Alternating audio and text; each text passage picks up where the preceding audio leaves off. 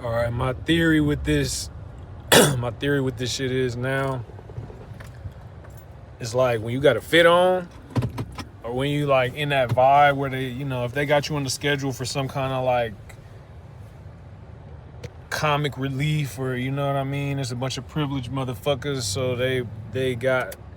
they'll bring you in to be like Richard Pryor the toy with their, flavorless kids, so you can kind of like they can try to chip off little bits of your soul. Sometimes niggas show up when they have you kind of in these slots of like archetypes. It's like we keep this motherfucker underprivileged so we can access them with gaslighting or like negative remarks,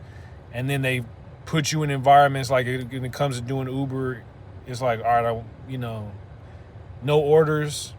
or they'll send you an order every like 30 minutes, and it's like set up when you get there to where now everybody got a scripted narrative that they want to talk about to try to chip off pieces of your bark, because remember, they're flavorless and they need to try to get points off you or score on Michael Jordan, or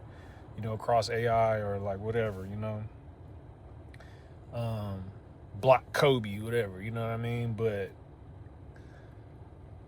if it can't happen because you're on camera being like, if you fit like knitted, you know what I mean, or if you just on your shit and you haven't been like gaslit into backsliding or doing something that they could then deem as like the untouchable behavior that they can get in, try to hit you with, then it's like they'll just leave you out in the wilderness abandoned, and it's like, all right, you ain't gonna get no deliveries then because you're in peak condition. We just saw you at the gym today, going in, or like you already smoked somebody that we tried to send at you to gaslight you or balderdash you, and your response was so A1 that it's like we know for a fact that we can't fuck with you. So we're not trying to bring you around our environment. So you basically, the only way we can spank you is to give you no money, or to,